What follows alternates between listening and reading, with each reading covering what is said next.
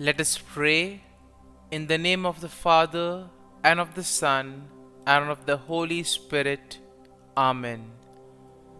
O Jesus, through the Immaculate Heart of Mary, I offer you my prayers, works, joys, and sufferings on this day for all the intentions of your Sacred Heart, in union with the holy sacrifice of the Mass throughout the world, in reparation for my sins, for the intentions of all my relatives and friends, and in particular for the intentions of the Holy Father.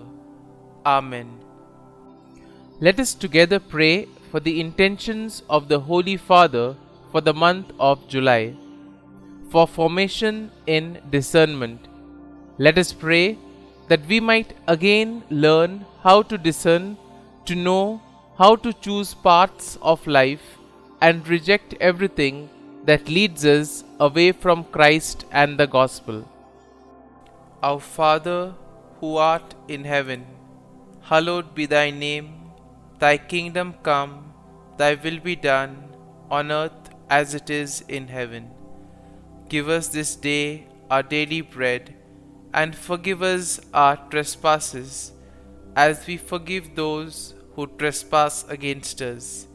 And lead us not into temptation, but deliver us from evil. Amen. Hail Mary, full of grace, the Lord is with you. Blessed are you amongst women, and blessed is the fruit of thy womb, Jesus. Holy Mary, Mother of God, pray for us sinners, now and at the hour of our death. Amen. Glory be to the Father, and to the Son, and to the Holy Spirit, as it was in the beginning, is now, and ever shall be, world without end. Amen. My dear friends, the Word of God welcomes us this morning. And as we begin this day, let us begin by spending time with the Lord. As we have decided to welcome this day in the presence of the Lord, let us begin by thanking Him for all that He has done for us, all the blessings that He has bestowed on us, and most importantly, for all the graces, for all the favors that He has given us right from our birth till now. On many occasions, we see that because we are caught up with so many other activities, because of our busy schedule, we don't pay attention to these small details that are there in our lives. Very often, these graces, these blessings, which are so important in our lives, are kept aside. And therefore today, as we begin today's morning prayer, we ask the Lord to give us the grace so that we may be able to appreciate the good things that He has done for us. And therefore, it is appropriate that we begin today's prayer by thanking the Lord for all that He has done for us. First and foremost, we thank the Lord for the gift of life, for giving us talents, abilities, and various opportunities in our lives. We also thank the Lord for the gift of our family members, friends, relatives, near and dear ones, and all those who play a very important role in our lives. Now we see that there are so many people who have been instrumental in our lives in so many ways. These people have dedicated their time and effort, and thus they have shaped and helped us become who we are. And therefore we thank the Lord for their presence in our lives, and we also ask the Lord to bless them so that they may be able to have the fullness of life. We also thank the Lord for the gift of this day, yet another day that we have been given to make good use of our talents, of our abilities, and more importantly, to make a difference not only in our lives but also in the lives of those around us.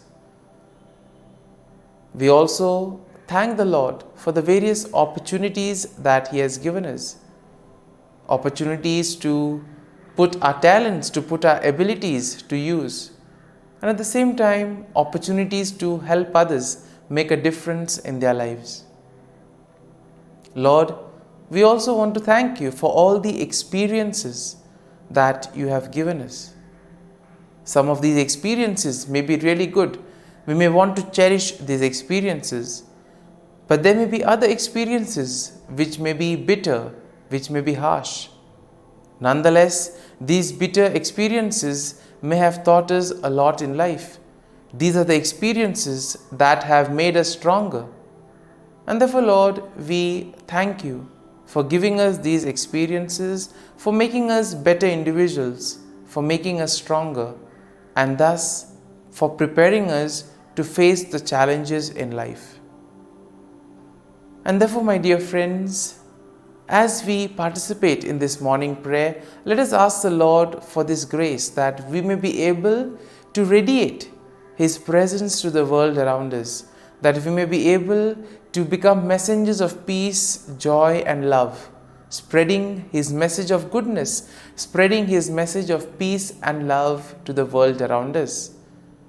And therefore, let us ask the Lord to accompany us in whatever we do today, so that every action, every word may radiate His love, peace and joy. My dear friends, let us now reflect and meditate on Psalm 60.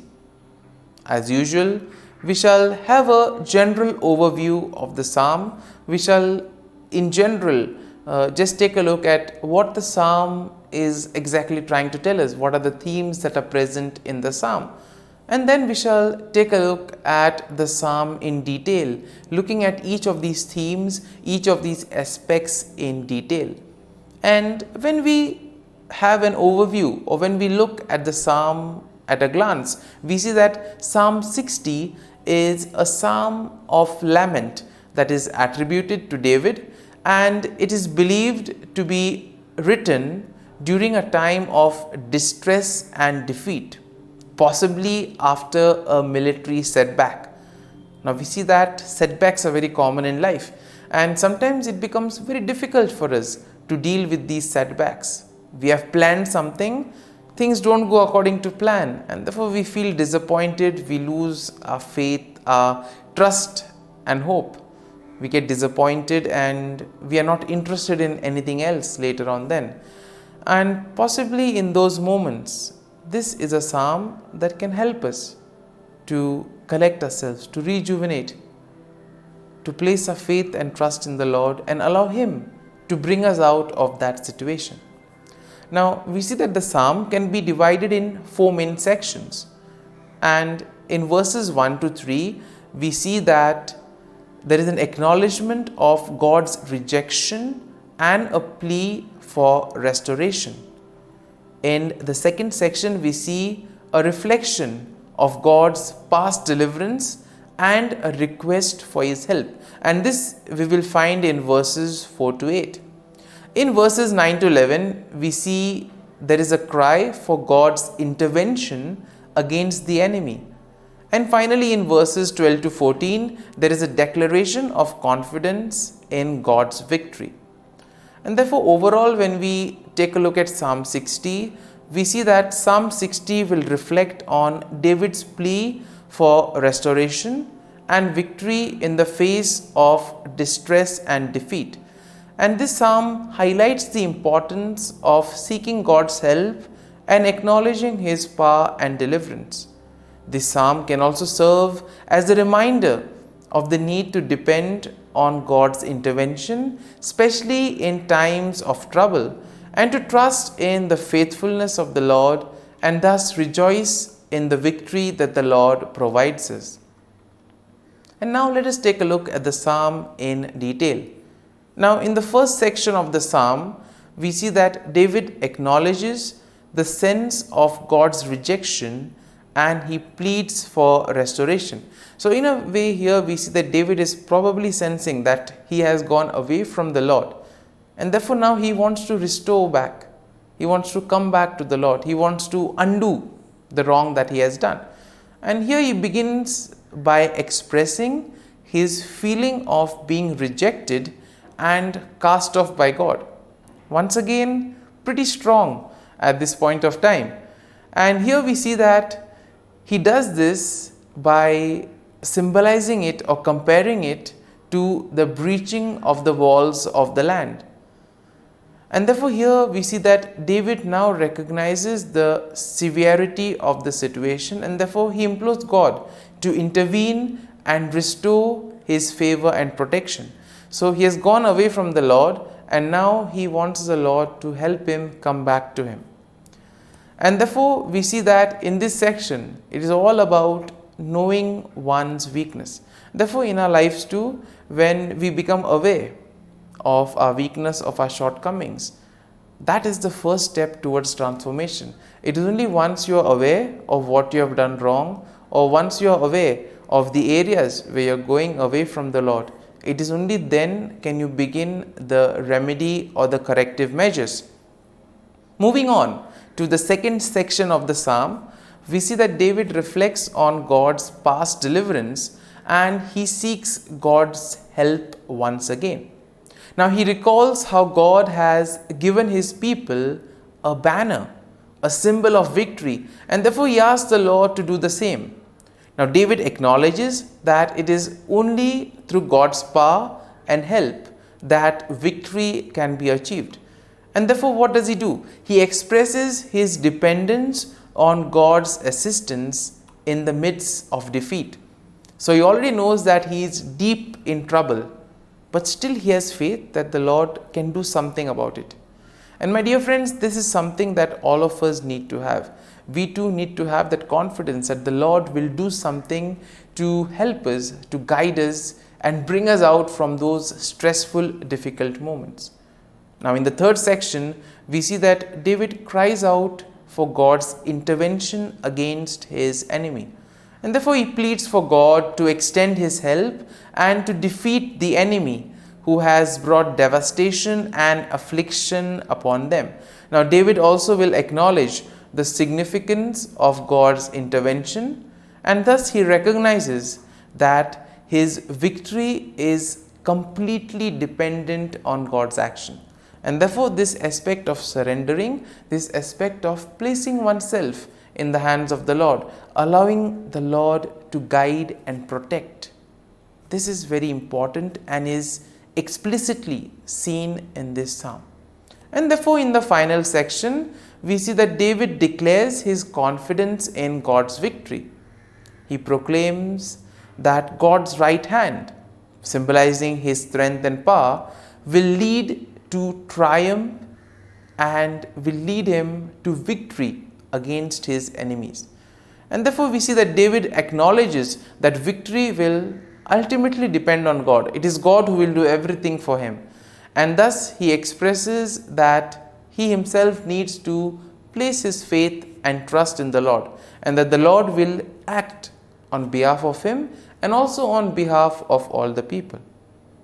And therefore, my dear friends, as we reflect on this psalm, let us spend time in assimilating it. Let the psalm take root in us, so that when we are faced in these difficult moments, when we feel that we are deep down in trouble, this psalm can act as a great source of consolation. It can help us to regroup. It can help us to get back on our feet by placing our faith and trust in the Lord. And therefore, my dear friends, as we have reflected and meditated on this psalm, let us now close our eyes at this morning hour and let us thank the Lord. Let us praise the Lord. Let us glorify the Lord. Loving Father, you have given us this time in the morning. You have been gracious to us. You have given us your Son, our Lord Jesus Christ, who has cleansed us from our sin. He has taken away all our sins and He has given us a new life.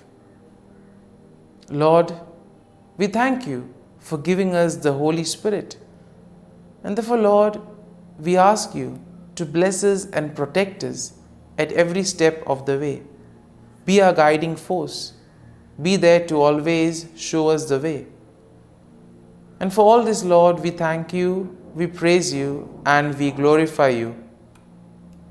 You have protected us and You have guarded us through the night.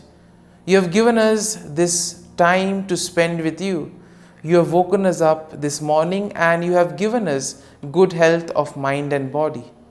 And for all this, Lord, for Your love, for Your mercy, for Your generosity, we thank You and we praise You, O Lord. You are a merciful God. You have blessed us in so many ways. As we reflect on our blessings, as we reflect on all the good things that have happened to us, as we reflect on our experiences, Lord, we want to thank You. We want to praise You for making us better individuals. And now, my dear friends, let us spend a few moments in silence and let us reflect on the psalm. Let us see what touched us. Could be a word, could be a phrase, or could be a sentence or a thought. Remain with that and allow the psalm to take root in you, so that ultimately your words, your actions will radiate the love, peace, and joy of Christ to the world around.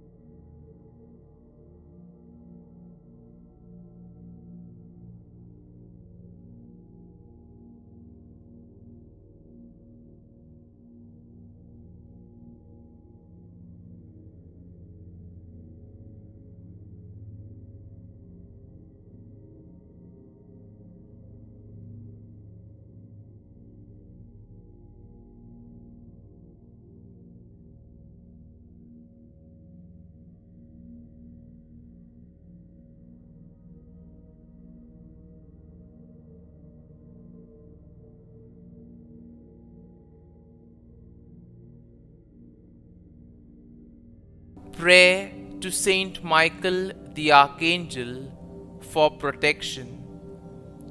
Saint Michael the Archangel, defend us in battle. Be our defense against the wickedness and snares of the devil. May God rebuke him, we humbly pray. And do Thou, O Prince of the heavenly hosts, by the power of God, thrust into hell Satan and all the evil spirits who prowl about the world, seeking the ruin of souls. Amen. Act of Adoration. O Sacrament most holy, O Sacrament divine, all praise and all thanksgiving be every moment Thine. Saint Gertrude, prayer for souls in purgatory. Eternal Father, I offer Thee the most precious blood of Thy divine Son, Jesus, in union with the masses said throughout the world today, for all the holy souls in purgatory, for sinners everywhere, for sinners in the universal church, those in my own home and within my family. Amen. May the divine assistance remain always with us, and may the souls of the faithful departed through the mercy of God rest in peace. Amen. Glory be to the Father, and to the Son, and to the Holy Spirit, as it was in the beginning, is now, and ever shall be, world without end. Amen.